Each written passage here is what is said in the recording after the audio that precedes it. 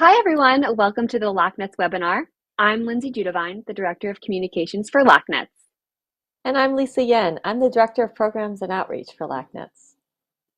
Before we get started, I'd like to take a second to thank Rich at TVP Live for making today's webinar and high-quality production possible. We'd also like to thank our supporters, Ipsen, Advanced Accelerator Applications, and Novartis. As a reminder, we will be having a live Q&A following today's presentation. To submit your non-case specific questions, go to www.slido.com/LACNETS2. While we do our best, we will get to as many questions as possible, but unfortunately it's not possible to get to all the questions today.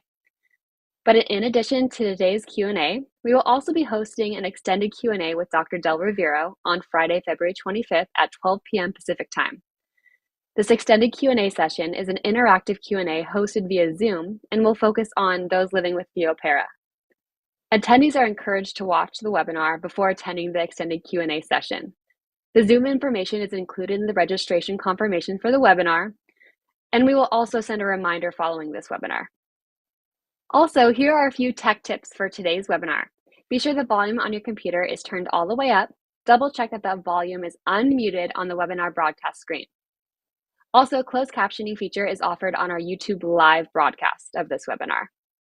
For the video, you can enlarge the webinar broadcast screen by clicking the expand screen button in the bottom right corner. Also, as a reminder, we'll be posting the webinar video on our LACNETS YouTube channel shortly after the live broadcast. If you haven't checked out the LACNETS YouTube channel yet, our channel consists of a video library of more than 150 NET videos. Our channel features presentations on a wide range of NET topics not covered in today's webinar. Also, be sure you're following us on social media. Stay up to date on upcoming webinars and NET news. We're on Facebook, Twitter, and Instagram with the handle @LACNETS, LACNETS. Before I pass it off to Lisa, I'd like to remind our viewers that these webinars are done for educational purposes only and do not substitute for medical advice. Please talk to your medical team if you have any questions or concerns about your individual care or treatment. We all have our own opinions, and these are our own opinions. They do not necessarily represent the opinions of LACNETS. And now I'll pass it off to you, Lisa. Thank you, Lindsay. LACNETS is a program by Generate Possibility, a registered nonprofit, and it stands for the Los Angeles Carcinoid Neuroendocrine Tumor Society. Our mission is to provide education, advocacy, and support for all people impacted by this rare disease that used to be known as carcinoid, an old term meaning cancer-like. The more accurate term is neuroendocrine tumor, or NET for short. You'll often hear us say neuroendocrine cancer as a patient-friendly way to say the official medical term neuroendocrine neoplasm. We also say neuroendocrine cancer because we understand NET is a type of cancer and not cancer-like or benign as previously thought. While you often see Lindsay and I leading the meetings and programs, we are in fact led by a team which includes our executive director and board member, Kavya Vellakuputi, and board member Donna Gavin, who's also the sister of LACNETS founder and executive director emeritus Giovanna Joyce and Basie. Our board also includes Mary Dunleavy, who has been living and thriving with NET for 17 years. I'm pleased to introduce our featured speaker for today, Dr. Jaydira Del Rivero. Dr. Del Rivero is the endocrine oncologist at the National Cancer Institute, or the NIH. Dr. Del Rivero is board certified in both endocrinology and oncology. And as we know, neuroendocrine tumors, and in particular, paragangliomas and pheochromocytomas involve both these disciplines of endocrinology and oncology, so she's able to bring both perspectives in her research and clinical care. Dr. Del Rivero's current efforts is the development of novel treatment approaches and targeted therapies for endocrine malignancies such as advanced gastroenteropancreatic neuroendocrine tumors, adrenocortical cancer, and pheochromocytoma and paragangliomas. Dr. Del Rivero serves on the board of directors for NANETS, the North American NET Society, which is a NET professional medical organization. She serves as the NANETS Guidelines Committee co-chair and is one of the authors of the NANETS Consensus Guidelines for the surveillance and management of metastatic and/or unresectable pheochromocytoma and paraganglioma, which can be found on our website on our resources page under NET Guidelines. Dr. Del Rivero has joined LACNETS in the past for our 2020 NET Cancer Day Symposium with a presentation on NET cancer research, and she's joined us for last year's 2021 LACNETS Patient Education Conference with a presentation on symptom management in both English and Spanish. She has kindly given several presentations in Spanish that can be viewed on our LACNETS website on our Spanish resources page. We are grateful for our collaboration towards our shared goal of improved equity in the NET community. Those of you who know Dr. Del Rivero know her to be an ally and a champion. Not only does she have an incredible passion and empathy for rare NET tumors, she is very passionate about the rare subset of the rare NET tumors, pheochromocytoma and paraganglioma.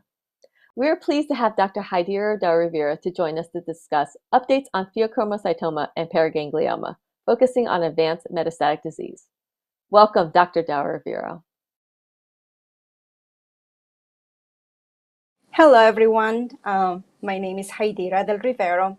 I am a medical oncologist and also board-certified endocrinologist at the National Cancer Institute, National Institute of Health. Today, we're going to discuss about an update on pheochromocytoma and paraganglioma, and part of this talk is to focus on advanced metastatic disease.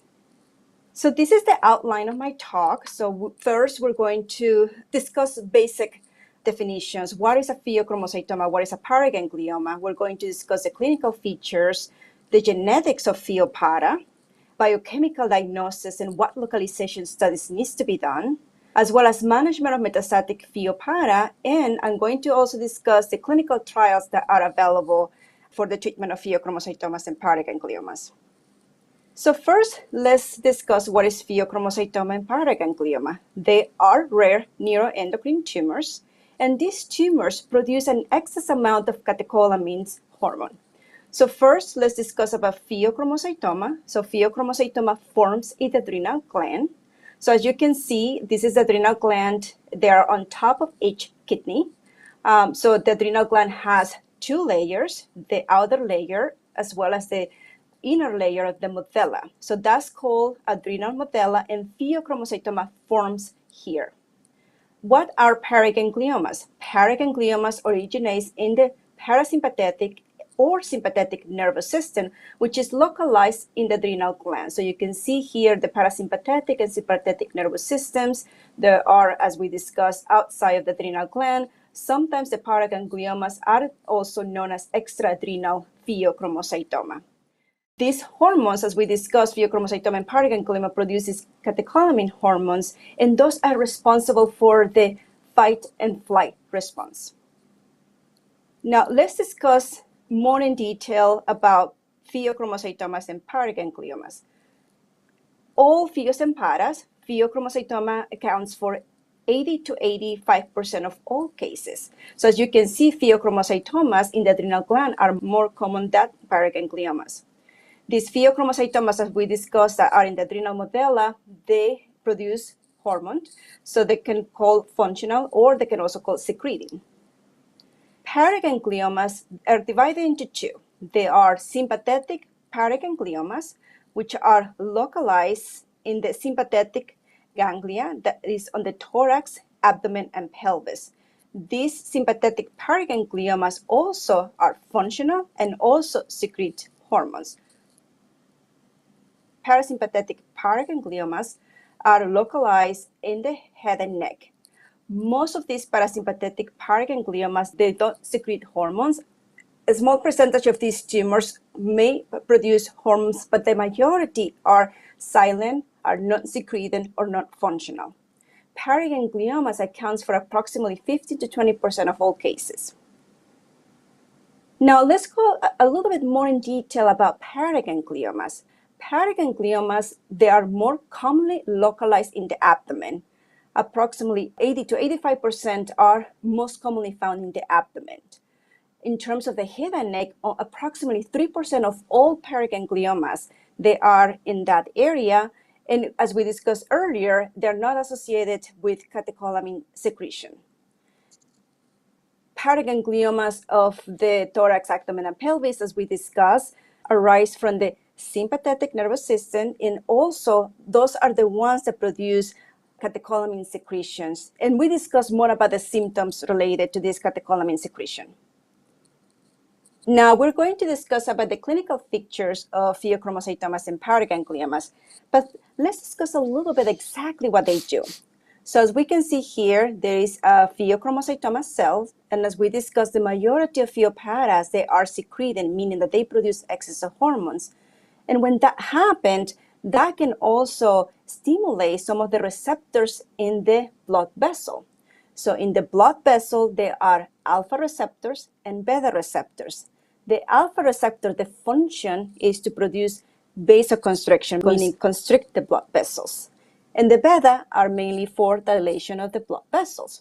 But what happened with these pheochromocytomas, when they secrete this excess of hormones, they go and stimulate those alpha receptors, causing this vasoconstriction. And that translates in hypertensive crisis and other symptoms associated with pheochromocytomas and paraganglioma. That's the reason why every patient with pheochromocytomas and paragangliomas needs an alpha blocker. And here we have some of the alpha blockers like doxazosin, phenoxybenzamine, prazosin. We'll discuss more in detail about the management of these pheochromocytomas and paragangliomas. As we can see here, there is a series of signs and symptoms related with pheopara. You all know that pheochromocytomas and paragangliomas are also known as the great mimic. And the reason why is because often these symptoms may be confused with other like depression, like anxiety, inflammatory bowel disease. But as you can see, there are different symptoms associated with pheochromocytomas and paragangliomas. The most common that we see is hypertension, palpitations, sweating, anxiety, sometimes nausea and vomiting. Constipation is one of them, especially with this excess of hormones that can also produce constipation. We can also see some persistent tachycardia, meaning an increase in the heart rate. We also see some changes in the blood pressure depending on the position as well. And these are many symptoms associated, as we can see, with pheochromocytomas and paragangliomas. Now, let's discuss about what factors can precipitate an hypertensive crisis or a crisis related to pheochromocytomas and paragangliomas. First, we have physical exertion, severe physical exertion, postural changes, meaning changes in position, stress, trauma, pain, ingestion of food or drinks like cheese, bananas, caffeine, beers, wines, soy sauce, fermented or smoked foods can also precipitate this crisis. Drugs like decongestants, amphetamine, cocaine, corticosteroids, surgery and anesthesia. Some of the patients, the way they are diagnosed with pheochromocytomas and paraganglioma is that they go under anesthesia for other reasons, and then the blood pressure goes very high. Chemotherapy is also another one because that can kill the pheo cells and that release hormone. So that's the reason every patient that is getting systemic therapy needs to be very well blocked with medications that block alpha receptors like doxazosin, phenoxybenzamine, as well as beta receptors like atenolol, propranolol. Sometimes when the paraganglioma is localized in the bladder, even with urination as well, that can also cause this catecholamine crisis. Now, let's discuss a little bit about these tumors in terms of the genomics and in terms of how often we see it as well in terms of malignant predisposition.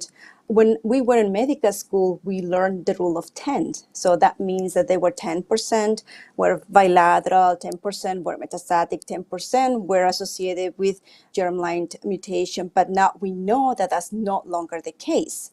Now we know that 30 to 40% of patients with pheochromocytomas and paragangliomas may have a germline mutation, and we'll discuss more about what those germline mutations are. Approximately 25% of all pheoparas, they are paragangliomas.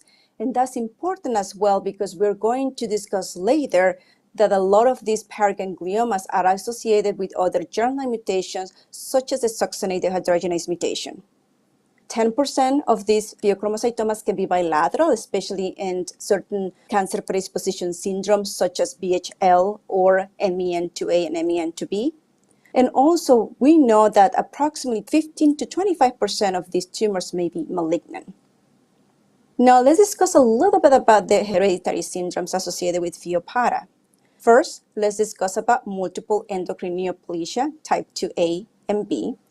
The gene that is mutated is called the red proto-oncogene, and the clinical manifestation of this MEN2A or MEN2B, they're different.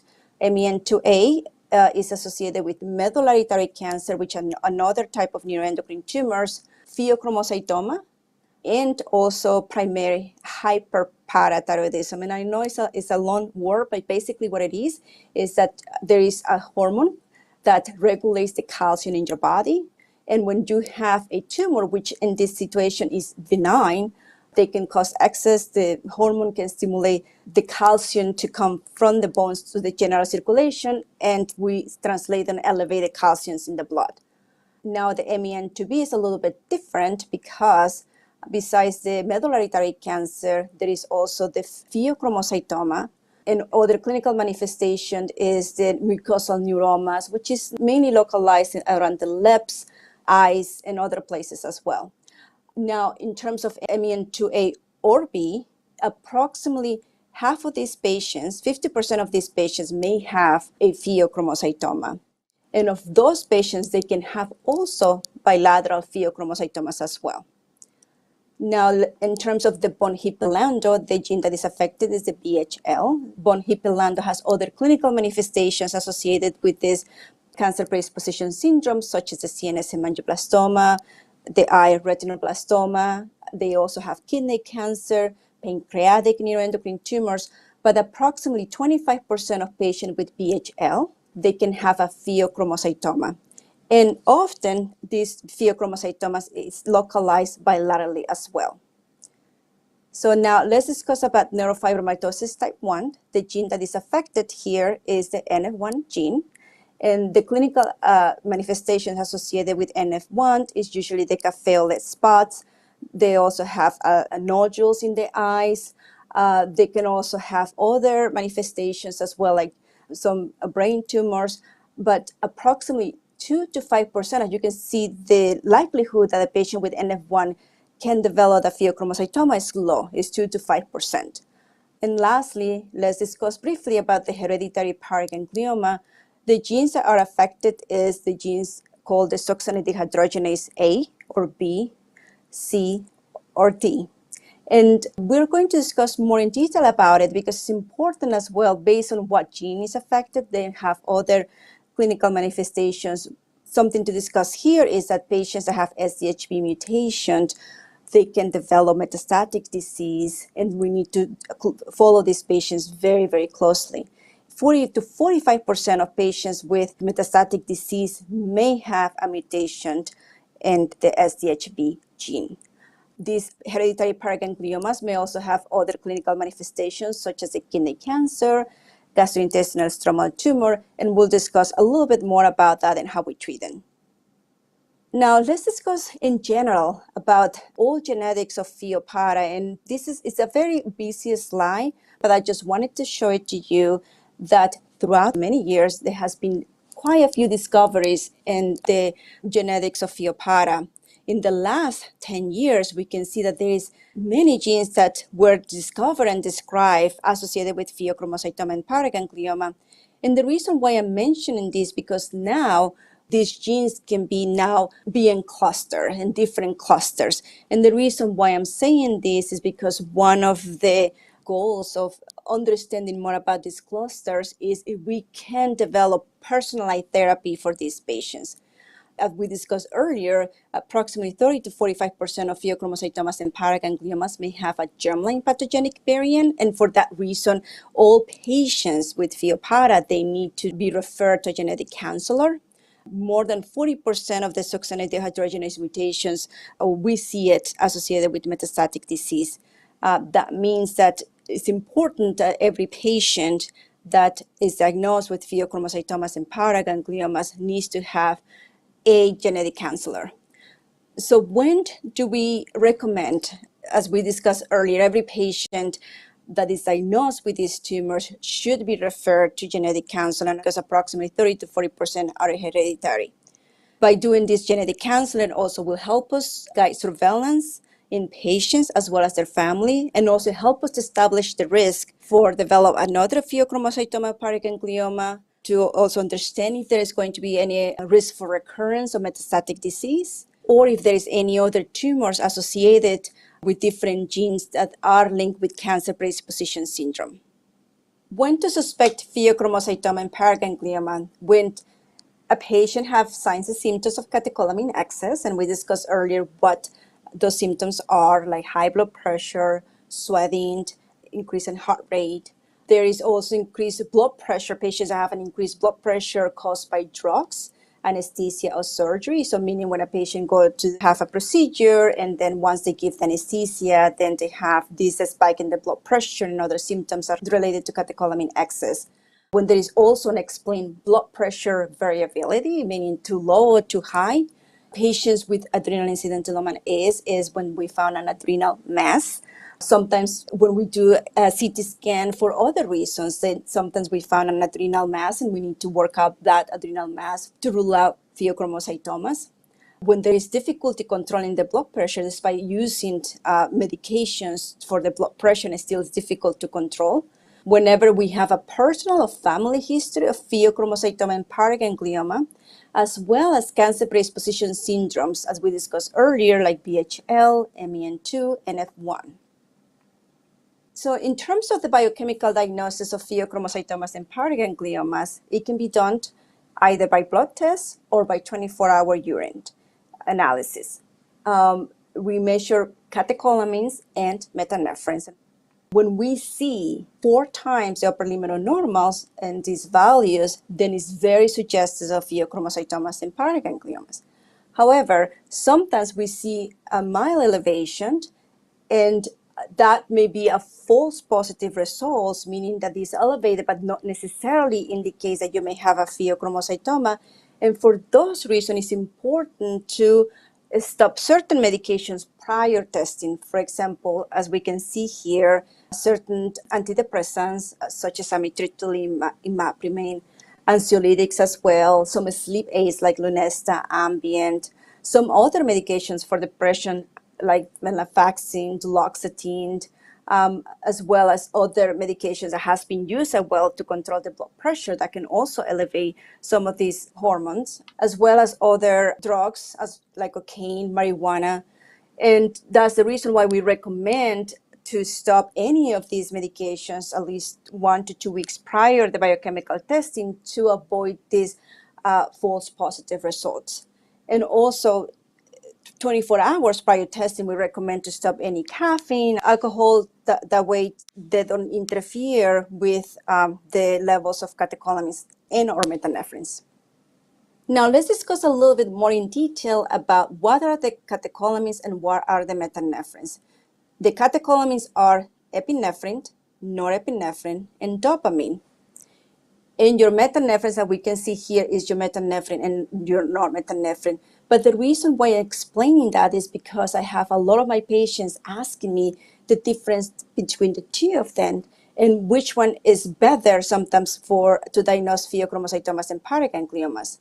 What I can tell you is that the methanephrines are more sensitive, meaning that we can diagnose patients with pheochromocytoma or paraganglioma. And the reason why is because the methanephrines are released more continuously in compared with the catecholamines. Now, I have to tell you that methanephrines are the metabolites of the catecholamines, meaning that the epinephrine will be then the metabolite of epinephrine is methanephrine, and the metabolite of norepinephrine is normethanephrine. But sometimes the reason why we order catecholamines is because on this panel we have the dopamine. And dopamine can be elevated in certain paragangliomas, especially the ones that are associated with the succinated hydrogenase mutation. Sometimes it can be elevated, and when there is mild elevation, it may not cause any symptoms, but if they're very elevated, they may have more symptoms associated with pheopara.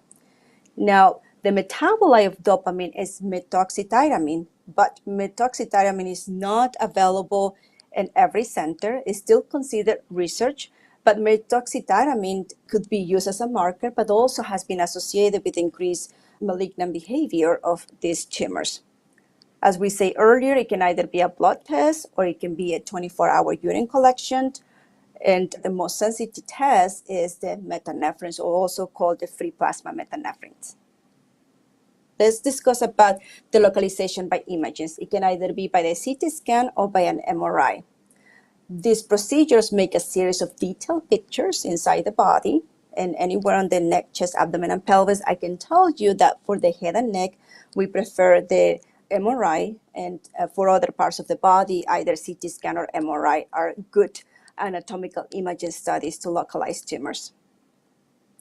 Sometimes the question that I have for patients is when to do functional imaging modalities. That means FDG PET scanned, F-DOPA scanned, DOTA scanned, and the indication to do functional imaging studies is usually in all paragangliomas. And the reason why is because paragangliomas can be found, as we discussed earlier, in other parts of the body. When we have a pheochromocytoma that is larger than 5 centimeters in size, because the larger the tumor, the higher the risk of metastatic behavior. Also, in patients that have recurrent or metastatic disease, it's important to do the functional imaging studies. In patients that have suspected pheochromocytoma paraganglioma with no symptoms, as well as an evaluation of retroperitoneal mass. By doing these imaging studies, that can also help us determine therapy for patients that have metastatic disease, and we will discuss later about these therapies. So this is the different functional imaging modalities for pheochromocytomas and paragangliomas. We have the MIVG, we have the F-DOPA scan. The F-DOPA scan is only available at the NIH, is not available in other centers. We have also the FDG PET scan as well as the DOTA scan. Approximately 95% or more of the pheochromocytomas or paragangliomas, they have somatostatin receptors in the surface of the cells, making DOTA scan a very good imaging modality. So let's discuss more in detail about the molecular imaging studies. These functional imaging modalities help us for the diagnosis, staging, as well as follow-up of these tumors, but it also helps us to determine if there is any benefit of these radiotherapies. I don't know if you have heard the terminology of theranostic, meaning is therapy and diagnostics. And the reason why is because, as we discussed earlier, patients with Pheos and Paras, they have somatostatin receptors in the surface of the cell. And by attaching a radioisotope to the targeted ligand, then that will bind to these receptors in the surface of the cells, and it can be for therapy and also for diagnostics. So for diagnostic, we have the scans as DOTA scan. For therapy, in this situation, we have the Lutathera, and we'll discuss a little bit more detail about it because Lutathera is not approved for the treatment of pheochromocytomas and paragangliomas. Something that I would like to mention here is about the different sensitivities for different functional imaging studies. As we can see here, the 68 gallium DOTA scan has the highest sensitivity, and that means that it's able to detect more lesions compared to other imaging, other functional scans such as the MIVG of the FDG PET scan. Some of you may know Dr. Karl Patzak is that Pheos and Paras is like a volcano, meaning that the concentrations of catecholamines, it may be higher in the tissue, creating this volcano that can erupt anytime, and that's what we call dispels or attacks or storm. This excess of hormone can also cause sinus tachycardia, meaning that the heart rate can go very fast, and sometimes because of that can cause an arrhythmia. It can also cause intracerebral hemorrhage, meaning that sometimes the blood pressure is so high that they can cause a large intracerebral hemorrhage. And also it can cause severe constipation too. And because of these storms or attacks that are associated with the excess of hormones, it's important to use the medications, adequate medications, to control those symptoms. As we discussed earlier, it's important to treat the symptoms adequately. And we discussed earlier that the alpha blockers, such as doxazosin, phenoxybenzamine, and prazosin, those are the first drugs that we use for the management of these symptoms. I can also have control of the blood pressure. Once a patient is on an alpha blocker, then we add a beta blocker, and that beta blocker can help also for the palpitations, of the headaches. Those medications can be metoprolol, atenolol, propranolol. Calcium channel blockers can also be used as amlodipine, nifedipine. Sometimes we add that when we are unable to control the blood pressure. And there is a medication called methyrosine. So methyrosine blocks the production of catecholamines. However, it's very expensive and is usually not accessible. Moreover, the methyrosine has other severe adverse events, so it can cause severe fatigue, depression. So I think it's important that whoever is prescribing methyrosine can follow you very closely as well. But sometimes it can be added to the other medications if we still are unable to control the symptoms. Once the pheochromocytoma is resected, so what do we do after that? And our recommendations is that after the pheo is resected, we need to check the biochemistry anywhere from 4 to 8 weeks after the surgery. In patients that we don't know if it has a germline mutation, meaning that it's sporadic, we recommend to continue the biochemistry, meaning the hormone catecholamines and plasma fremetanephrines every year. And consider more imaging studies if the pheo or paragangliomas are greater than 4 or 5 centimeters in size, young age, or extraadrenal. So these are the recommendations of what to do as a follow-up. Now, if we have a pheochromocytoma that is associated with this cancer predisposition syndrome, such as VHL, NF1, RAT, so now in these situations, the animal biochemistry is recommended, and also we need to follow the imaging guidelines according to the specific cancer predisposition syndromes. Now, in regards to pheochromocytomas and paragangliomas associated with succinate dehydrogenase mutation, it's recommended to do a biochemistry every 6 months and then every year for the lifetime. And also in patients with these mutations, it's important to obtain a full body CT scan or MRI that can help us also localize if there is any other tumors throughout the body as well. And usually those scans can be done every 1 to 2 years. I think there was still a discussion on how often we need to do surveillance scans in patients that are either carriers for this mutation of the tumor was resected, and then how do we follow these patients. But overall, it's recommended to do the full body scans every 1 to 2 years. In regards to clinical predictors of malignancy, it still is not standardized on which patients that have pheochromocytoma and paraganglioma has degrees of metastasis. So we still don't have these clinical predictors of who's going to develop a metastatic disease. However, there has been some data that if the tumor is greater than 5 centimeters in size for pheochromocytomas, or greater than 4 centimeters in size, paraganglioma has also a greater risk of metastasis. The extraadrenal location is also a factor, meaning the paragangliomas, not the pheochromocytomas. As we discussed as well, the SDHB-related paragangliomas has the highest potential for metastasis, as well as methoxytariamine levels, even though I don't think this is very well delineated about being a clinical predictor of malignancy, because this blood test is still considered research, and still there has been associated with a malignant potential. So I think that there's still a lot to study, a lot more to understand about which patient of pheochromocytomas and paragangliomas can develop malignant disease. Now let's discuss about the management of advanced or metastatic disease. As we discussed first, always the alpha blocker first, then the beta blocker or calcium channel blockers to help control some of the symptoms. But it's important to understand the burden of disease of a patient that have pheochromocytoma and paraganglioma, the disease growth, as well as where the location of the tumor is. As for most neuroendocrine tumors, that's very important to help us delineate what would be the best treatment. For example, if we have a patient that have localized advanced or resectable disease, we can observe if the tumor is slow growing. Some of these tumors can be slow growing, and in those situations, no intervention is needed.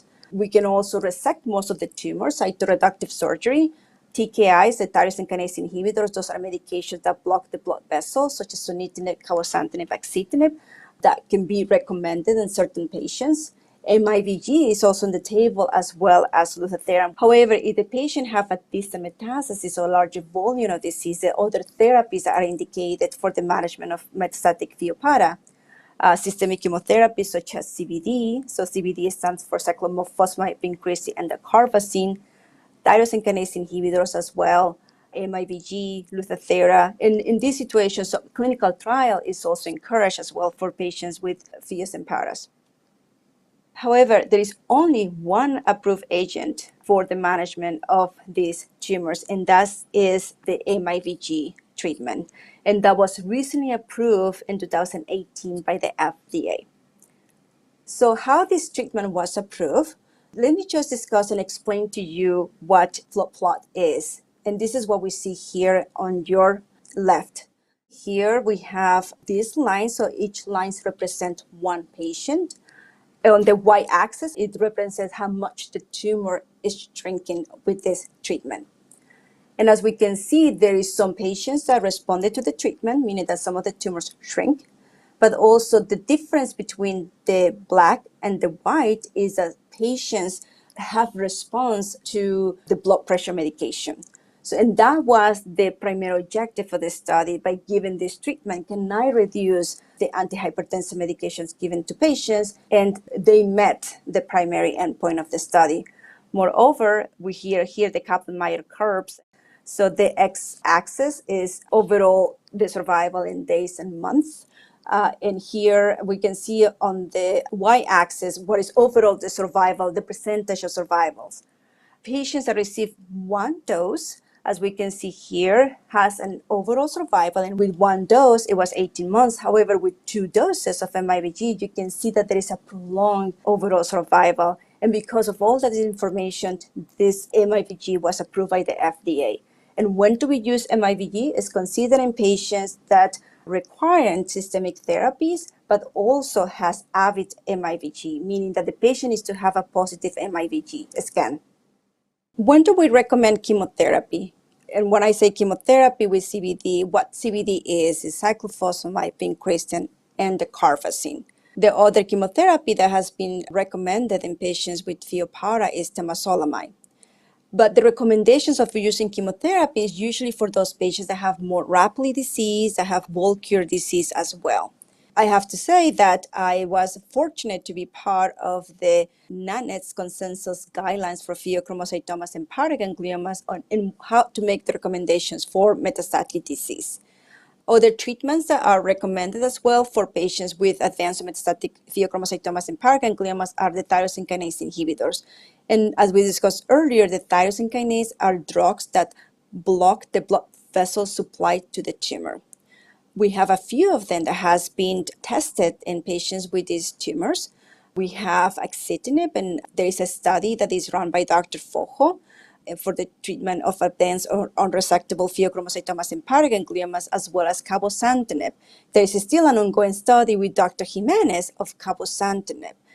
As we discussed earlier, this is a waterfall plot, and these are one square is each one patient, and we can see here that this is how much the tumors shrink while the patients were on the study. And the recommendations of using these drugs, either with axitinib or cabozantinib, is for those patients that are non-avid on MIVG, that have contraindications of MIVG therapy, such as bone marrow suppression due to bone metastases, or for any patients with rapid progression as well. It was recently discussed at the ESMO meeting last year of the first international study of malignant pheochromocytomas and paragangliomas with sunitinib. This is the first prospective study of the TKI for this tumor type. And as we discuss here, what the waterfall plot, this is the percentage of patient survival. And here we can see also the time either on days or months.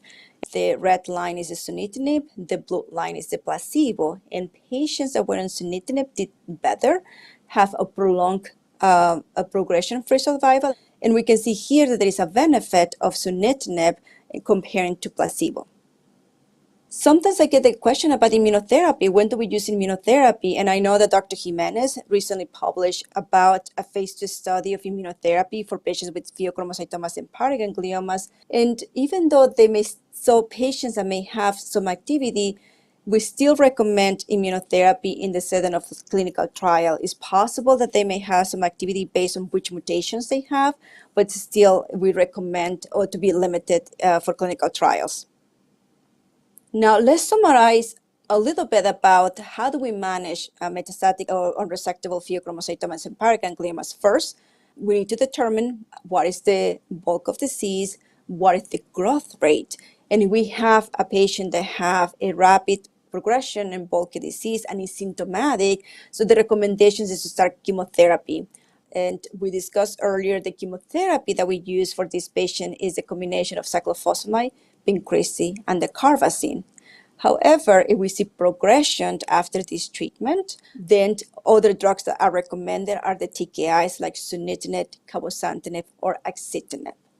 Now, if we have a patient that has a slow or moderate progression of disease, and they're symptomatic as well with the excess of hormones, we can recommend MIVG. So MIVG has very good activity to control the hormone excess. And as we discussed earlier, it was approved because there was the primary objective of decrease the antihypertensive medication by 50%. And patients that doesn't have positive MIVG, then we recommend a tyrosine kinase, such as the ones that we discussed earlier, the sunitinib, cabozantinib, or axitinib.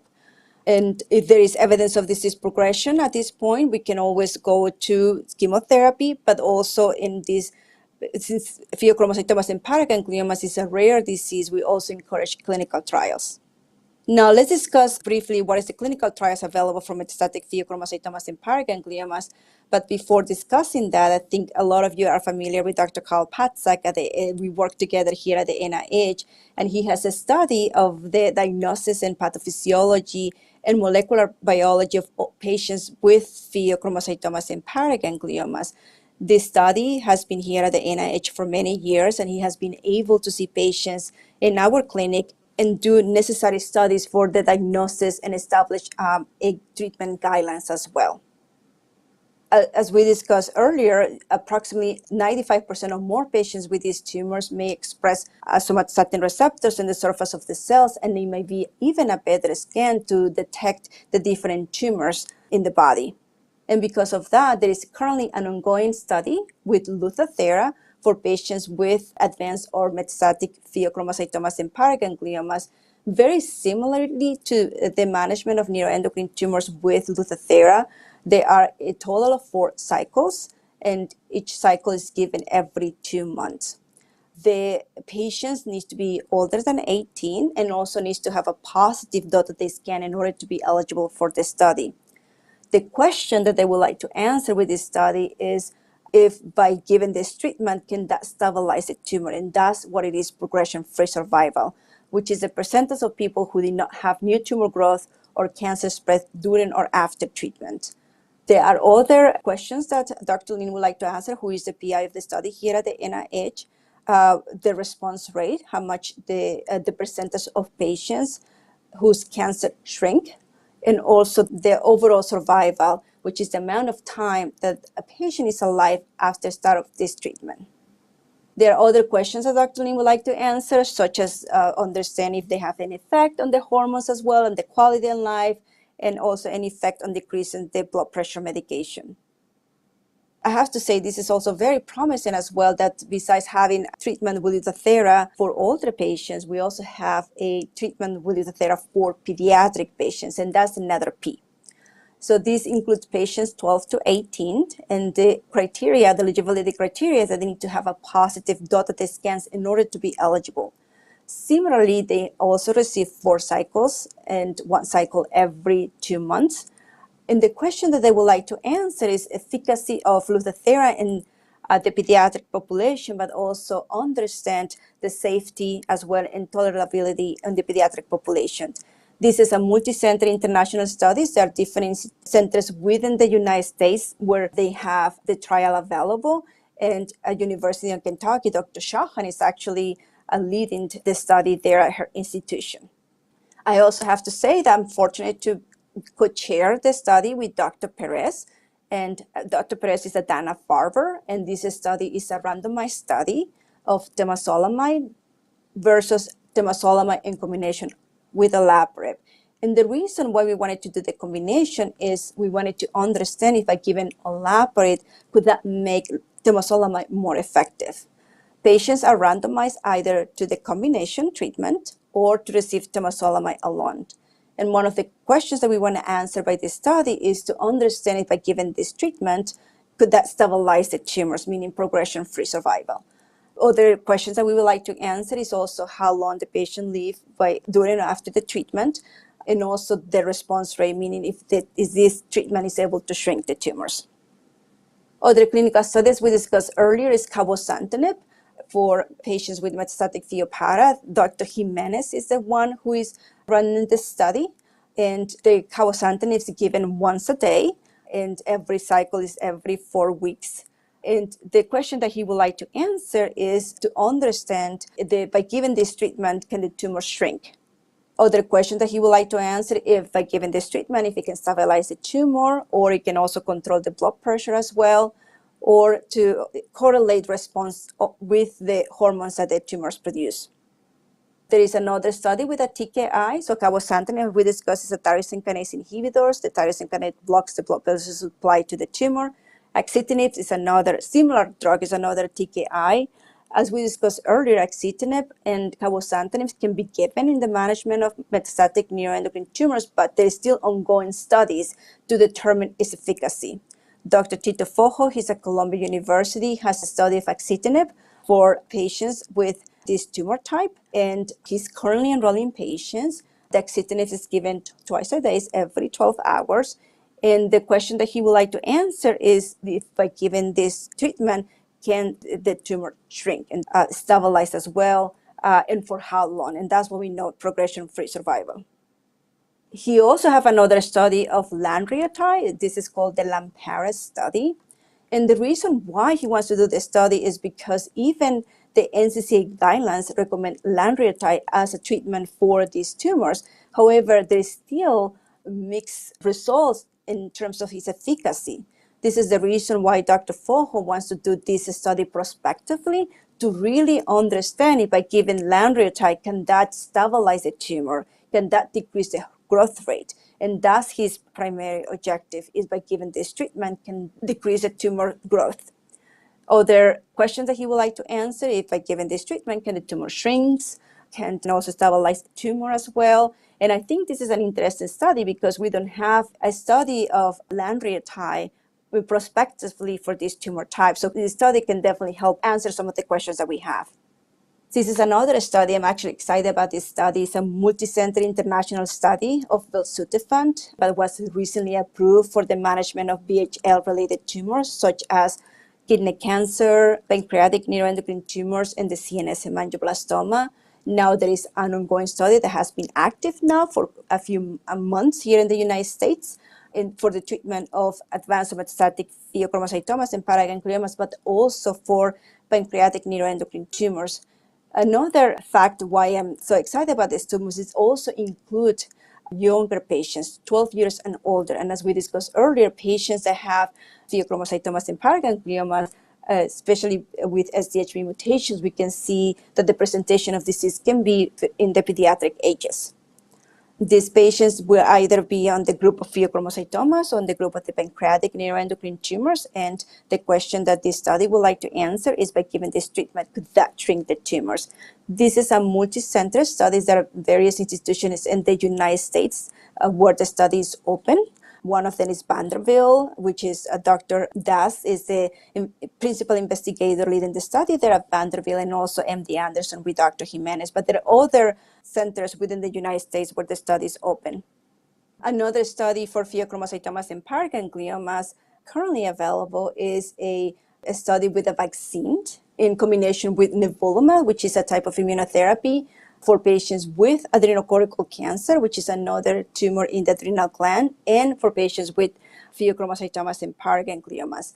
This is a phase 1/2 study. I have to say that LACNETS has very good videos that explain the different phases and clinical trials, and I would definitely recommend for you to go there and review some of these videos, because you can really understand the difference, what it is phase 1 versus phase 2, etc. Basically, phase 1 is the safety of the drug, if the drug is safe. Once we establish what is this safe dose, then it's moved to the phase 2 study. Also, there is some preliminary data of efficacy, and also it could be as well in a very specific tumor type. So they have the phase 1 part of the study, which definitely what we discuss is for to determine what is a safe dose. They're only going to enroll patients with adrenocortical cancer as well with pheochromocytomas and paragangliomas. And then they will move to the phase 2 study, and they will have 2 cohorts, one for ACC and one for pheochromocytomas and paragangliomas. It is a relatively very new study, and the reason why they want to give this vaccine is because they wanted to stimulate the immune system, activating some of the cells, so that way when you give immunotherapy, it could be more effective. This is a question that they would like to answer. Lastly, I would like to discuss about the pheochromocytomas and paragangliomas therapeutic programs at the NIH. We call it the PPTP. This is a program that is also run by Dr. Karl Patzak. We have studies available only for as a natural history as well as a treatment trials available at the NIH.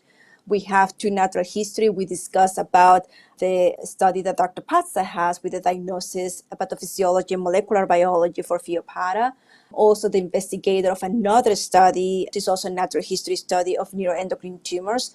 My focus is mainly oncological focus. Dr. Patzak wants to study the disease for longitudinally for long periods of time. These studies can definitely help us understand more about the biology of pheochromocytoma and paraganglioma. We also have 2 active studies. One is Lutathera. Dr. Franklin is the PI of the study, and the temozolomide versus temozolomide olaparib, where I serve as a chair of the study. They're currently active here at the NIH, and we're accruing patients. We soon are going to have the belzutifan study open here at the NIH, as well as the lanreotide study.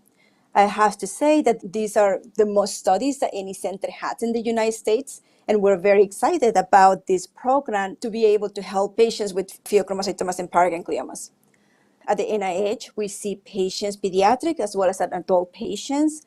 We have a multidisciplinary team that assess all of these patients, and between endocrinology and oncology, pathology, and so forth, that we meet in order to discuss cases as well, and in order to determine what will be the best treatment for these patients. Take-home points. We discussed the pheochromocytoma and paragangliomas are rare tumors with severe or life-threatening damage to other systems, especially the cardiovascular system. There is also, as we discussed earlier, because 40% of these tumors may have an hereditary cause, it's important to provide genetic counseling. We discussed about obtaining a 24-hour urine or a plasma fractionated metanephrines. We discussed that metanephrines are more sensitive for the diagnosis of Phe and para compared to the catecholamines, but sometimes we obtain catecholamine because some of the tumors may produce dopamine. Once we make the diagnosis of Phe and para, it's important to localize the tumor. As we discussed earlier, some of these paragangliomas may be in multiple places, and that's important to localize the tumor as well.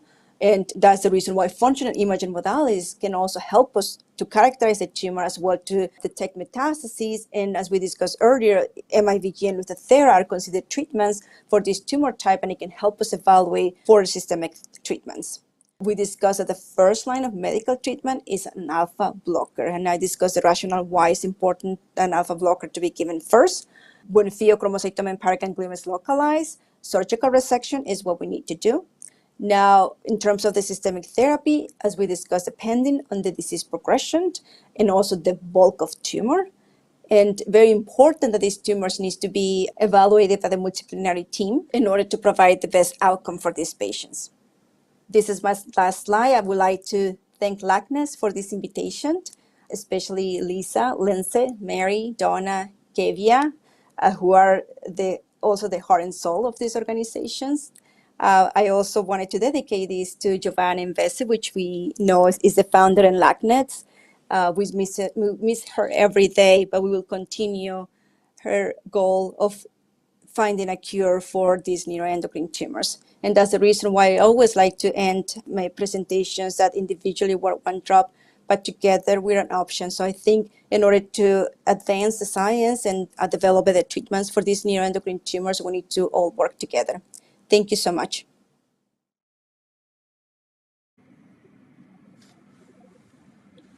Thank you so much. You talked about working together, and working together is definitely what we do, and we really appreciate all the work you do. And Giovanna would be so proud. Her dream was to reach as many people as possible, and today we have people joining us from South Africa, Cambodia, Philippines, all around the world. So thank you for being able to make this information, this education accessible to them. So Thank you so Dr. much, Del Rivero. Lisa. Thank you so much, Lisa. I just wanted to thank you again for the opportunity and for all the patients and caregivers that are listening today. We really thank you for that, and we're here for you, and our goal is to help you in every aspect we can. Thank you. Definitely. Well, with that, there's many questions that have come in, and so let's go ahead and get started with them. So one of the questions that came in was, how many people have these cancers, and what are the common characteristics among them? So it is considered a rare cancer. Pheochromocytomas and paragangliomas are considered rare cancer. If you want to know the incidence of pheochromocytoma, is approximately 2 to 8 per million individuals per year that are diagnosed with pheochromocytomas and paragangliomas. And because of that, that meets the definition of a rare cancer. So it is a very rare tumor, and as we discussed in the presentation, they have a very specific characteristics because they have the capacity to produce hormones, and these hormones then can cause symptoms. And we discussed also the difference between pheochromocytomas and paragangliomas as well. But I think it's important to recognize these tumors and also to recognize them earlier so that way we can provide the best outcome and guidance in terms of follow-up and management. Yeah, it does sound like it's rare. And while rare, it also seems like, it's more common than we may think because there's many people who have registered for this, who are watching this, and you're definitely not alone in this. Yeah, absolutely. Another question that came up, if malignancy in PPGL is determined solely by the presence of metastasis, why do some receive a diagnosis of malignant paraganglioma or paraganglioma based on pathological exam of the tumors? Yeah, that's a good question. And thank you so much for asking that question. And absolutely agree. So the definition of malignant pheochromocytoma is based on the evidence of metastasis. Metastasis mean that the tumor already traveled to other areas of the body outside of where the primary tumor was found. But also these tumors may also have some local invasion as well in the area. They can also have some lymph node involvement. So sometimes the pathology may want to call it malignant paraganglioma based on some histological findings. And what that means is that these histological findings may also be a risk to develop metastatic disease. I don't want to go too much in detail into that, but there are kind of like different pathological scores based on the morphology of these neuroendocrine tumors. One is the pheochromocytoma adrenal gland scale score, and that's something that is very specific for pheochromocytomas, not necessarily for paragangliomas. And there is another score that the pathology usually use, which is the gradient system for adrenal pheochromocytoma and paraganglioma, and that is the GAP score. The reason why I'm saying this is because sometimes the pathology make the decision if this could have a risk for malignant behavior or metastatic disease based on the histological findings. That means if there is any vascular invasion, if there is any necrosis of the tumor. Sometimes there is how they look under the microscope, also the Ki-67. So what is the Ki-67? The Ki-67 is the proliferation index of how the cells are able to replicate, and that's usually look under the microscope. And sometimes if there is a specific number, sometimes it can guide us a little bit whether that could have more of a malignant behavior.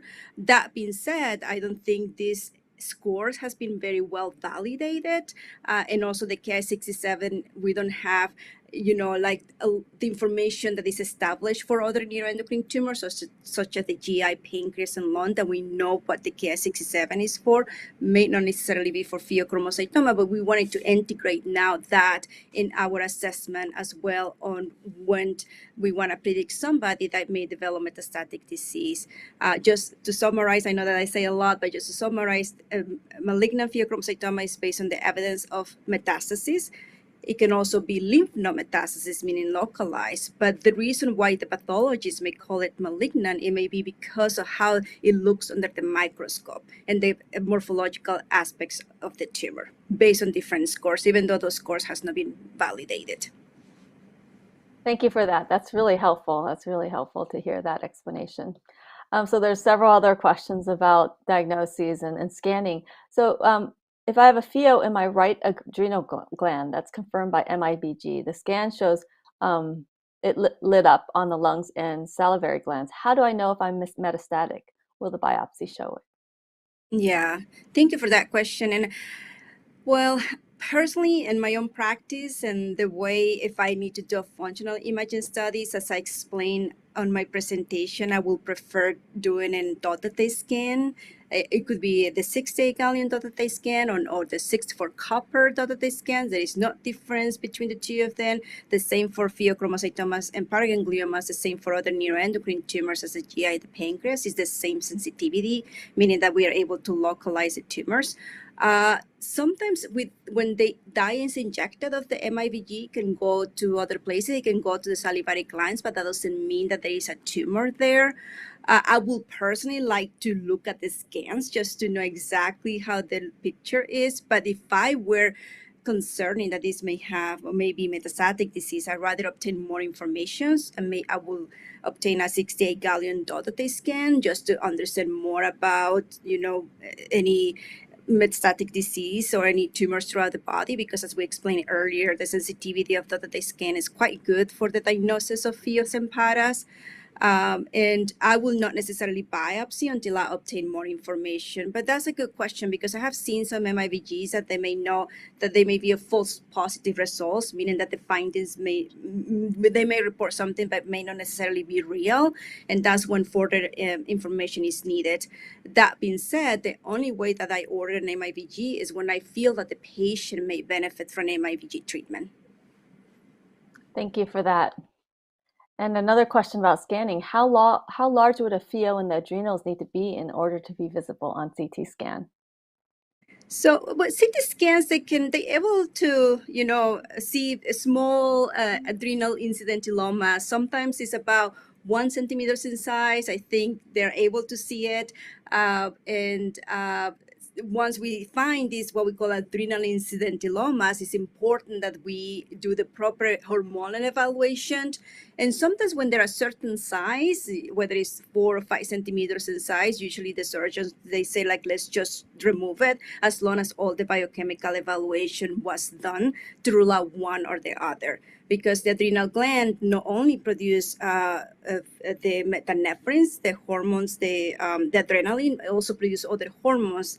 When in my first 2 slides, I say that the adrenal gland has 2 layers. So the outer layer produces 3 different hormones. One is cortisol, which is a stress hormone. The other one is aldosterone, which regulates all your blood pressure in your body, salt and blood pressure as well, salt and potassium, as well as your blood pressure. And the other one is the androgens, or your sex hormones. But that sometimes we can find tumors associated with that. But that's why it's always very important that whenever there is an adrenal incidentilloma, that have the proper hormonal evaluation being seen by an endocrinologist, so that way they can work the tumors out, and then after that make the decision on what needs to be done next.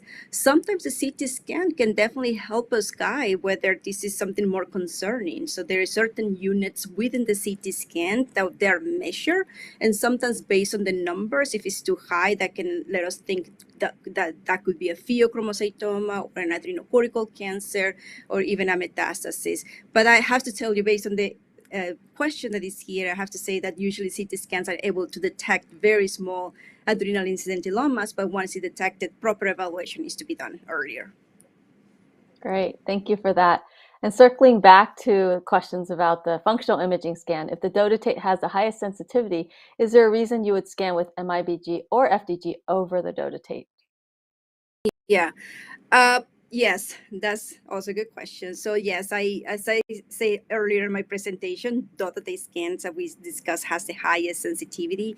The only way I would do an MIBG scan if I feel that the patient may benefit from MIBG treatment, meaning in the metastatic or unresectable setting. That's the only way I would do an MIBG scan. Now, FDG PET scan, we used to use it a lot before DOTA scan.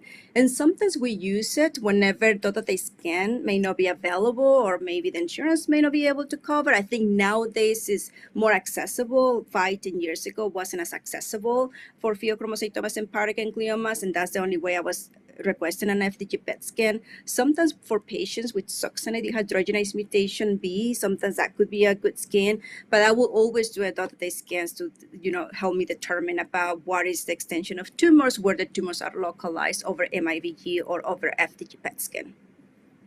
Thank you for that. And you talked a lot about genetic testing. How does one get genetic testing? Is it a blood test or a mouth swab? And is there a certain company that should be used? Yeah. Good. That's good. And so there are different companies that can do the genetic testing now. Because as we discussed earlier, approximately 30 to 40% of pheochromocytomas and paragangliomas may be hereditary. So now there is a panel. Whenever we order a genetic testing, there is a panel that covers all mutations associated with pheopara. Nowadays, there's different companies that can do it. There is no preference. GeneDx is one of them, Foundation One, Invita. All of these companies can definitely do the genetic testing, and they have a panel for pheochromocytomas and paragangliomas. It could be a blood test or it could be a mouth swab, because the idea is to extract the DNA either from the blood or from the saliva in order to run the panel for genetic mutations. I hope that answered the question. Yeah, thank you for that. And again, you were talking about, biopsying and what complications can arise from a fine needle aspiration and core needle biopsies of a non-secreting paraganglioma. Great question. I have to say that our audience today are asking very good questions. Thank you so much for that. And it's an important question. And the reason why we discuss about the secreting and non-secreting paraganglioma. We discuss that the secreting are the ones that produces hormones. We discuss the non-secreted paraganglioma doesn't necessarily produce hormone. But if we're going to biopsy or doing an intervention on the tumor, the paraganglioma, usually the non-secreting paragangliomas are localized in the head and neck. But if we're planning to do an intervention, whether it's a biopsy or any other intervention, surgery, ablation, anything, the patient, we recommend that the patient needs to be on an alpha blocker, on a blockade medication. It can also be amlodipine, or it could be a very small dose of doxycycline. And usually the dose for that is very small. It's not a high dose, but we prefer that the patient is in some type of blockade prior going to these procedures, even if he's not secreting. And the reason why is because sometimes when they start mobilizing the tumor, they can secrete a little bit of hormones, and that's the reason why, we prefer that. Now, every institution may have different practice as well, so maybe some others may not necessarily give blockade, but we prefer here in our institution to give some type of blockade prior to an intervention, even within the non-secreting paragangliomas. Thank you for that. And what type of monitoring do you suggest for patients without family history of Pheo when genetic testing is denied by health insurance? Yes, difficult question, and I have to say I have seen a couple of times about that. But what I would recommend, and I really encourage to do that, is for your physician or your genetic counselor to do a peer-to-peer review, because genetic testing is important for pheochromocytoma and paraganglioma. It needs to be done. We discuss again that because of the percentage of these tumors being associated with a germline mutation, it is important that we do it. We really need to encourage, our physicians, again, our genetic counselor, so that way they can appeal or have a peer-to-peer review for that genetic testing. And the reason why we wanted to do that is because based on the mutation, they have different screening or surveillance over the years. And also some of these patients may have, especially the cancer predisposition syndromes, may be associated with other tumors, for which is important to have, the right gene that can help us also guide to do the right surveillance. I have to say that I have encountered this situation in the past, and there is, Invita has a panel for Pheopara for those patients that may not have insurance. And my understanding is that it's very affordable to do the whole panel through Invita for those patients that don't have insurance. I would still recommend it to definitely, talk to your physician, talk to your genetic counselor. Maybe, Invita, my understanding is that they have an affordable panel for pheochromocytomas and paraganglioma, but doing this genetic testing is important. It's very important, because based on what we found, then we can recommend the right follow-up and surveillance. Yeah, thank you. Thank you. And what is your recommendation in terms of following up metastatic pheochromocytoma after metastectomy? Yes. So I assume that maybe the question is after all of the tumors are out, meaning that they resect all of the tumors, and maybe there is no, because it could be different scenarios with this question. It could be that, certain area of the body, they resected some of the metastatic disease, but we still have other areas in the bodies. Or it may be that certain area of the body, all the tumors were resected, and then there is no evidence of disease. Even if there is no evidence of disease, because it's already metastatic, we still need to have the adequate surveillance scans, biochemical evaluation, making sure about your blood pressure, your whole clinical history, especially for the secreting pheochromocytomas and paragangliomas. It's important to also have follow-up scans as well. As we know, some of these tumors may have slow growth, but still we need to do scans either every 6 months or every year, depending on what is the presentation. But yes, I still it's important to continue follow up closely, especially in the metastatic setting, because there is a risk of recurrence, and also in the setting of the succinate dehydrogenase mutation, there may be other paragangliomas in other part of the body. So I think it's important to continue surveillance, even if they resect all of the tumors. Thank you. And there's other questions about treatments. What is the possibility or necessity of treatment of multiple liver mets with surgery, radioablation, chemoablation for PPGL in the presence of metastases in other organs and bones? So let me just read the question again. What is the possibility, necessity of treatment of multiple liver mets with surgery, chemoablation for in the presence of metastases? Yes, good question. And that's the reason why I say earlier, these patients, like all the neuroendocrine tumors, need to be discussed with a multidisciplinary team and with somebody who has an expertise on this tumor type to then give the best outcome. It's possible that some of these liver metastases may undergo liver ablation or liver embolization. So liver ablation is going through the skin. Liver embolization is usually going through the groin and then going to one of the arteries in the liver. And it is important to then discuss well with a multidisciplinary team to determine if this is something that could be of help to our patients. It can be done. We have done it as well, especially in those patients that we have only one lesion in the liver. If we see that there is only one lesion in the liver and nothing else, so either surgery or ablation or embolization to target that lesion could be an option. Sometimes we have seen that the patient may have systemic therapy, and we see that other tumors are shrinking or they are stable, or that we see the benefit, but maybe one liver lesion is growing. So we usually like to target that with some type of liver ablation embolization. But to make that decision, it needs to be discussed with a multidisciplinary team to make sure that we can have the best outcome for our patient. And of course, very important, every patient that has this procedure needs to be on an alpha blocker. Yeah, those alpha blockers are really important. Mm-hmm. And what is your experience in terms of clinical response with systemic chemotherapy, the CVD, in non-resectable metastatic pheochromocytoma? Yes, yes, and CVD it works for patients with pheochromocytomas and paragangliomas. The question is like when to give it. As I discussed earlier, I have my my table, and I explained there when do we need to give chemotherapy versus other systemic therapies. And also we discussed that in our LACNETS consensus guidelines as well with a group of experts on pheochromocytomas and paragangliomas. And usually the recommendation to give systemic chemotherapy with CVD is for those patients that have large volume of disease, that their disease are growing rapidly, or that is causing symptoms, because we wanted to shrink the tumor the fastest we can. So that's the reason why CVD chemotherapy is a good option.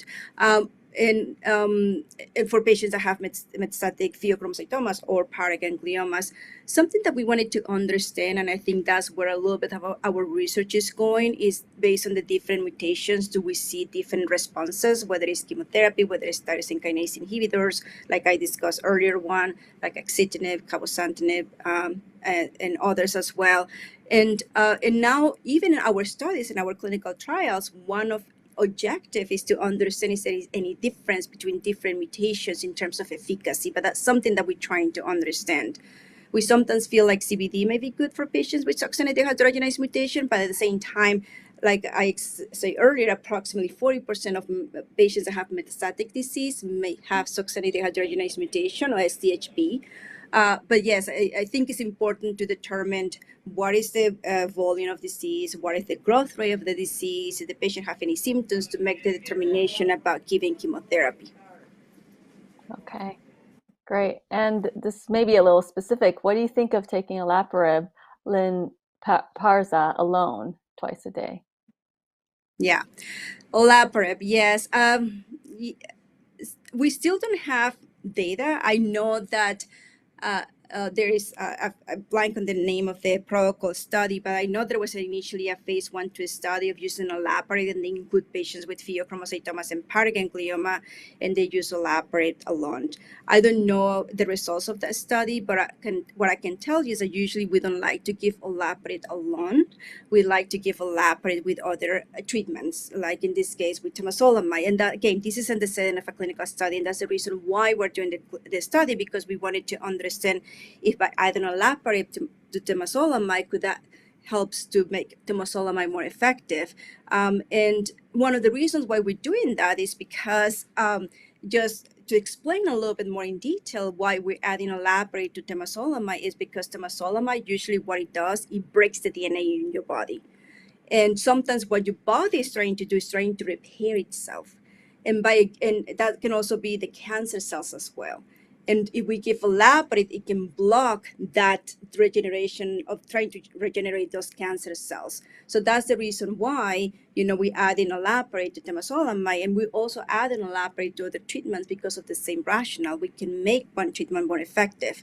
And I also feel that olaparib is more, and the reason why I don't like to give it alone is because it doesn't have the cytotoxic effect, meaning it doesn't kill or shrink the tumors. It is mainly cytostatic, meaning that it may need to give it with something else in order to be synergistic. And but there's still a lot of ongoing studies as well.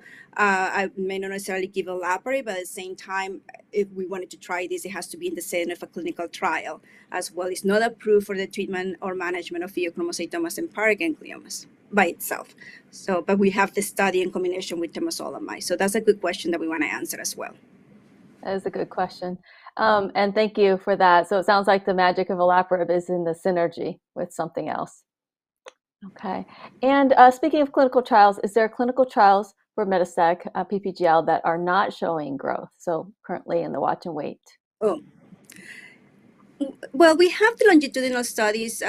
Dr. Karl Patzak wants to follow patients with metastatic disease over time to understand more about the biology of the disease, and he has a study for that.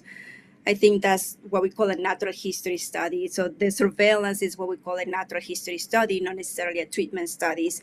And we do have natural history studies available at the NIH, and Dr. Karl Patzak, I'm sure a lot of you may know Dr. Karl Patzak, have a story for that to understand more about the biology of metastatic Pheochromocytomas and Paragangliomas over time just by doing surveillance.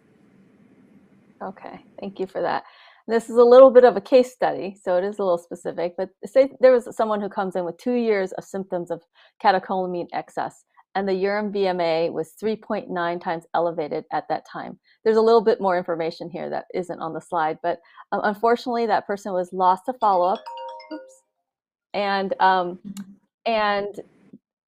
they came back, and the 2 determinations of urine metanephrines showed normal result, but the other one was 2.6 times elevated.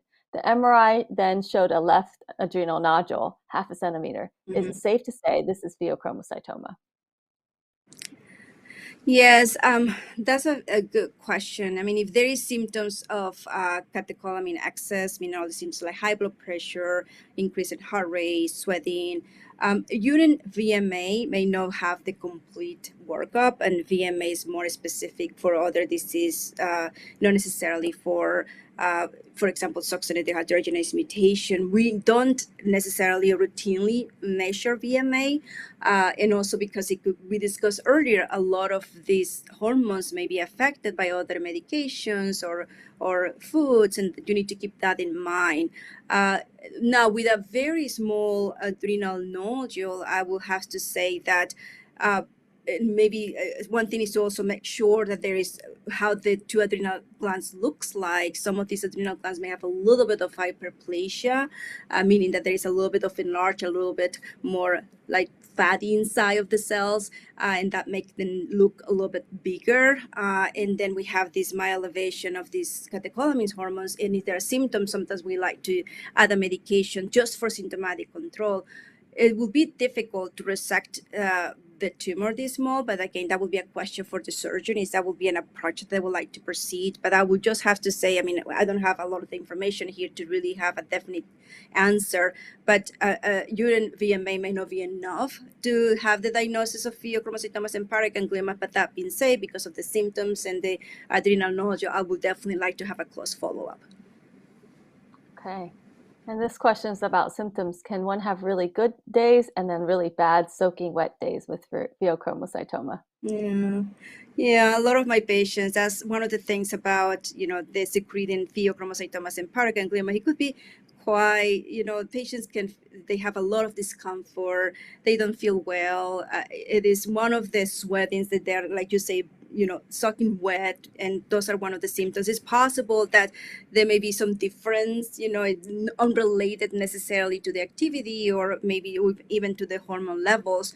But yes, every day is different for our patients with pheochromocytomas and paragangliomas. And I can understand some of these symptoms may be quite, you may feel, not happy about some of these symptoms, but it's important that we continue watching. If you feel like these are the symptoms and your blood pressure is very elevated, we need to make sure that you are taking the medication needed. We discuss about the alpha blocker, we discuss about the beta blocker. Sometimes Demser can help, even though we discuss that it's a medication that is expensive and not widely available everywhere.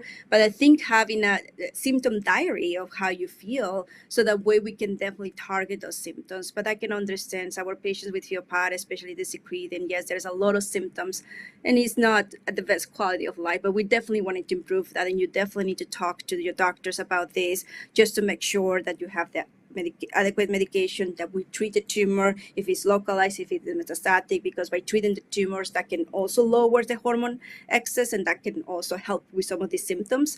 So I think that's important. And as I discussed earlier, multidisciplinary team with an expert in this disease is important, because that can always guide you what would be the best treatment follow-up for our patients. But yes, important that have the right medication. If there is tumors that needs to be resected or ablated to help some of these tumors, to some of the symptoms, to decrease the hormones, that would be another option. But again, that needs to be discussed with your doctors and a multidisciplinary team. Thank you for that. And you talked a lot about anesthesia and surgery possibly triggering crisis. So does one need to be concerned about triggering a crisis with oral surgery and dental procedures, or even regular dental cleanings? Not necessarily. It's usually the crises are given whenever we're close to the tumor, that may be somehow mobilized to the tumors. Now, most of the secreting paragangliomas or pheochromocytomas, they need to have the adequate medication to prevent crisis from happening.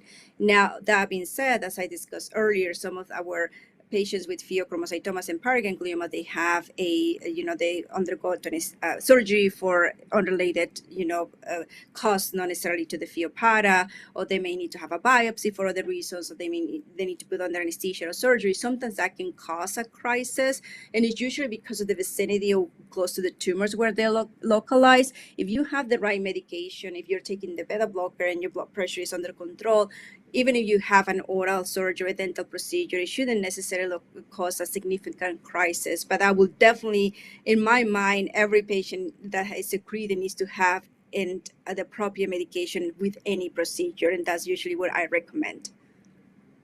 Thank you. And speaking of medications, how would you adjust treatment for a patient whose catecholamine is high in dopamine?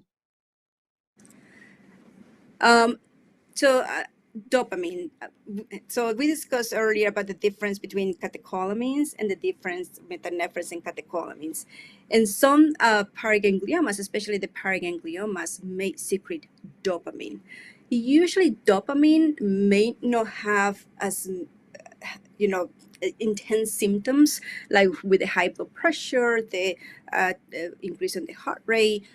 So those patients, the patients that have high levels of dopamine, what we have seen that the blood pressure goes low. And in those situations, we need to be very cautious of what medications we give in those patients, but it doesn't cause the other symptoms like the high blood pressure, the increase in the heart rate, and so forth. A lot of the times dopamine may be elevated but may not cause any symptoms, and we may not necessarily use any blockade for that. And again, sometimes we see when the dopamine is very high, sometimes we see symptoms, but that's usually low blood pressure, and we need to be cautious about the medications that they receive. Thank you for that. And the last thing I'll just ask you as we close our Q&A is, what are you most hopeful for in 2022, and what hope could you offer our patient population? I have to say I love this question, and the reason why is because we feel very hopeful in this year and the coming years. And the reason why is because now there has been a lot of discoveries, especially in the genomics of pheochromocytomas and paragangliomas. There are now more clinical trials available for pheochromocytomas and paraganglioma than what it was 5 or 10 years ago. So I think now we are understanding more about these tumors, and we're able to determine how we can help them. And of course, I feel very hopeful this year and for the years to come. There is now more physicians that have an interest on neuroendocrine tumors as well, and that's very exciting to see, because the more we are studying these tumors, the better we work together as a team. And as well for pheochromocytomas and paragangliomas. But as I say earlier, I always like to discuss my pheos and paras as a team, just to make sure that we have the best outcome. And I'm very fortunate that here at the NIH I work with Dr. Carl Patsa, which is a world recognized expert on this field. And he has dedicated his life for the treatment of these tumors. So I think that I'm very, very hopeful. And I always say as well that in order to move the science forward, we need to work as a team. I always feel like patients are our number one priority. Patients are our inspiration to move forward. We wanted to do better every day because of you. And I think that we're here for you. You're not alone, as Lisa said earlier. And we have these amazing support groups. And I feel like this is important as well to move the science, because you're increasing the awareness of this tumor. So that's why your group as a patient is important, because you're increasing the awareness to that way everybody can hear. And that way we can, as a physician who study these tumors, can also develop better therapies for you all. I'm very hopeful again, and I'm here for you, and there are more treatments to come, and I'm grateful to be here. Well, you inspire us, and we're so grateful for you. Your dedication, your hard work, your passion. It gives us hope as well from the patient community. And we're so grateful for you joining us for this excellent presentation, for this wonderful Q&A. And we look forward to more extended Q&A next week as well. So I'll see you so all much. there. Please come to the extended Q&A. Yes. We're here to help you. Just come. Yes, that's right. Well, thank you. And as we come to a close at the end of the webinar, as Dr. Del Rivero was saying, we do this for patients and for the community, for those who are touched by these diseases. And so with that in mind, we have a special story of a caregiver. Her name is Amy Powell. She's one of our NetConnect mentors. Amy Powell is well known to us in the LACNETS community, and her involvement with the NET cancer community as a whole has its roots in her work as a caregiver for family members who are diagnosed with pheochromocytoma and paraganglioma. She's worked in the administrative capacity for nonprofits since 2005, and she's been a professional communicator for over 25 years. After her brother's after her brother's death from malignant paraganglioma, she dedicated herself to raising awareness of para and pheos and to assisting patients with these rare diseases. Amy is the founder of PheoPara Project and currently sits on the board of directors for the SDH Deficient Cancer Research Advocates. So we're fortunate to be able to hear a story from Amy. Welcome, Amy. Hi, I'm Amy Powell, a caregiver with family members who had pheochromocytoma and paraganglioma, two rare neuroendocrine tumors. Like many families, our family was dealing with neuroendocrine tumors long before anyone in the family received a formal diagnosis. My grandmother had tumors from her neck and abdomen removed in the late 1950s and early 1960s, and my mother was diagnosed with resistant high blood pressure when she was 20 years old. When I was a child, my earliest memories are of my mom feeling ill, sequestering herself in her bedroom because she had bad headaches. She'd been sweaty the night before. She was feeling dizzy and sick. I knew what high blood pressure was and some of the effects that it caused before I could learn to read. When I was growing up, my mom saw many doctors trying to understand why she didn't feel well.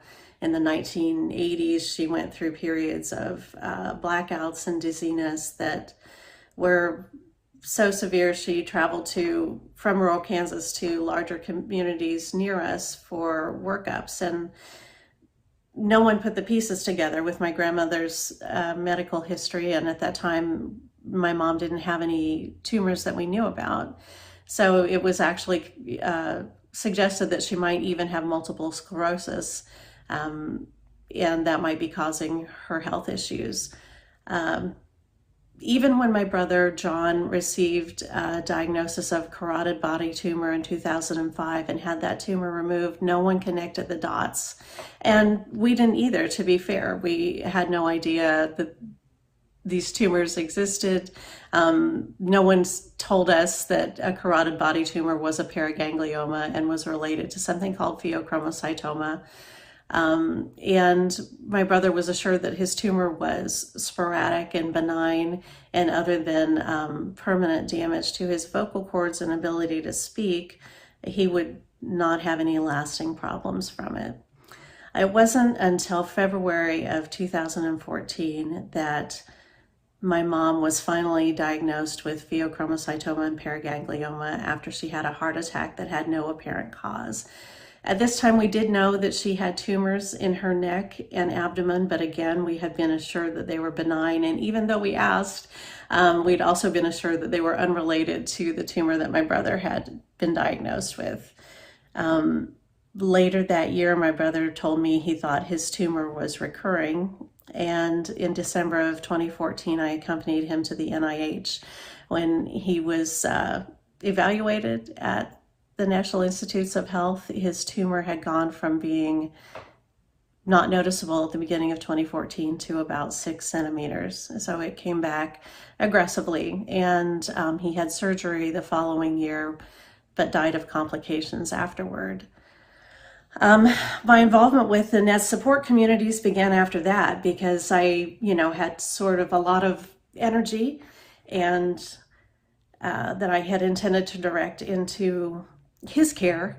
And even though I was still managing my mom's care remotely, she was stable and not taking an aggressive treatment route because her health had been so damaged over the years by excess adrenaline hormones that surgery really wasn't advised, and she didn't have a lot of new masses appearing.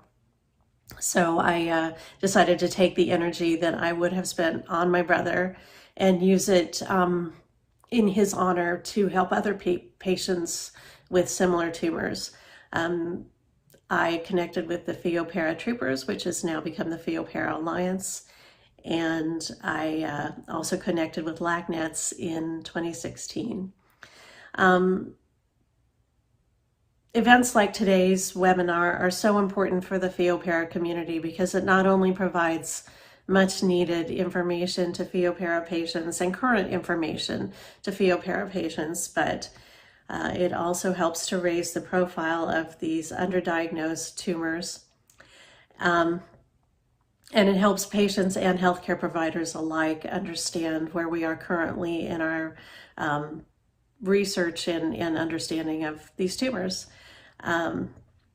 If I were talking to my brother or my mother today, I would make sure that they visited a geneticist, which, was something that took a little bit to get going for us because when Mom was diagnosed, most of her doctors had only heard of one genetic mutation that caused Pheo or Para, and that was not one that would have fit the expression of the disease within our family.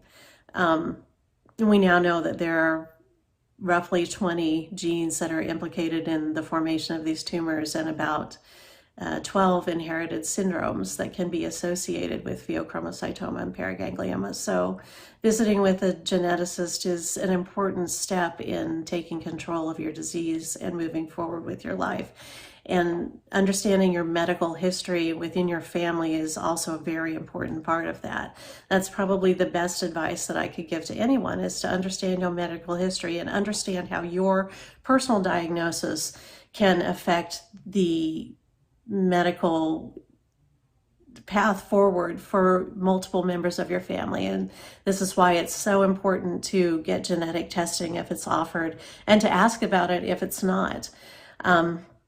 It's a scary thing, and it isn't necessarily news that anyone wants to get, but being forewarned is being forearmed, as the saying goes. It's much better to go into something knowing that you may have something to worry about, and being ready to take that on, than to go into something blind. And I would say our family definitely went into this blind, and I believe firmly that my brother's prognosis in particular would have been much better if we'd understood the diagnosis that he received in 2005, and it would have enabled us to be much more proactive with my mother before she received symptoms.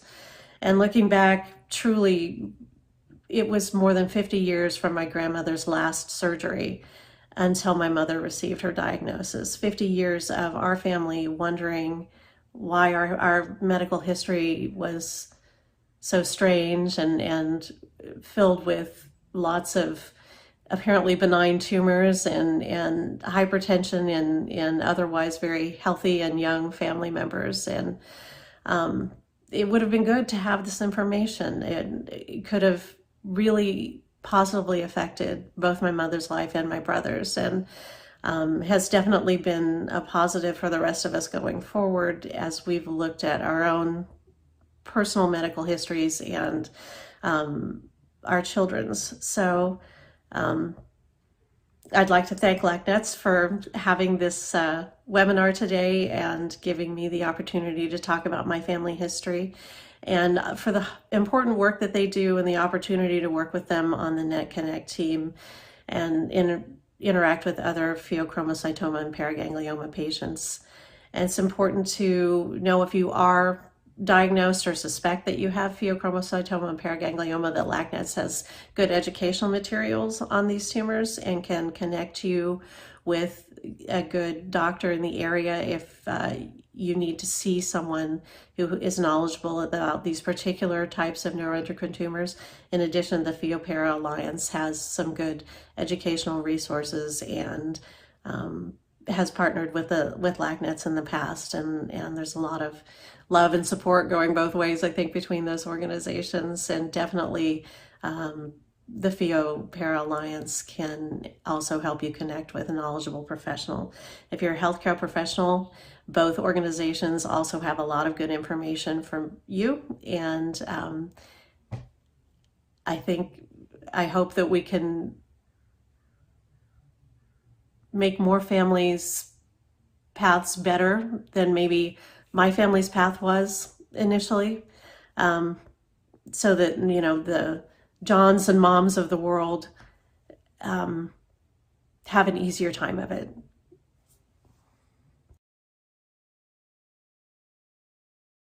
Thank you, Lisa and Dr. Del Rivero. As a reminder, in addition to today's Q&A, we are also hosting an extended Q&A session with Dr. Del Rivero on Friday, February 25th at 12 p.m. Pacific Time. This extended Q&A session is an interactive Q&A hosted via Zoom and will focus on those living with PheoPara. Attendees are encouraged to watch the webinar before attending the extended Q&A session. The Zoom information is included in the registration confirmation for the webinar, and we'll also send a reminder email following this webinar. Be sure you're following LACNETS on social media. We have Facebook, Twitter, and Instagram. Stay up to date on upcoming webinars and net news. Be sure you're following LACNETS on social media. We have Facebook, Twitter, and Instagram. Stay up to date on upcoming webinars and net news. Also, as a reminder, today's webinar is being recorded and can be viewed on our YouTube channel shortly after the live broadcast. Now I'm going to pass it back to you, Lisa. Thank you, Lindsay. We offer many programs and resources, including our weekly NET support group, a dedicated caregiver-only support group, NET Vitals, which is a downloadable patient-physician communication tool to help you prepare for your medical appointments, and health coaching that's available to NET patients or caregivers. We encourage you to go to our website, LACNETS.org, to find out more information about our programs, view resources, read blogs, take NET quizzes, and much more. Last fall, LACNETS launched our new podcast featuring local NET experts who answer the top 10 questions in their field. We hope you'll take a listen. We will be releasing one episode every month, so stay tuned for more. Please join us for our upcoming monthly webinars. Next month, Dr. Aman Chauhan from the University of Kentucky Marquis Cancer Center will address the special neuroendocrine carcinoma population with his presentation titled Upgrades in High-Grade Neuroendocrine Cancers. In April, Dr. Eric Mitra from Oregon Health Science University will discuss the future of PRRT. And in May, Dr. Mark Lewis from Intermountain Healthcare will share his unique perspective of becoming a NET patient and a NET oncologist, and his presentation will be titled The Fortune and Folly of Self-Diagnosis. Please save the date, Saturday, June 18th, for our 2022 LACNETS Neuroendocrine Tumor Patient Conference. We're excited to announce that we have confirmed all our speakers. If you registered for today's webinar, you will be receiving an email to fill out a survey. We would really appreciate it if you take the time to fill out the survey, as it helps us with our fundraising and support and planning for future events. Thanks again for our special guest for today, Dr. Jaydira Del Rivero. We're grateful for all you do for the NET cancer community. And thank you to Rich at TVP Live for all you do, and for all of you for joining us today. Goodbye, and see you next month. Bye.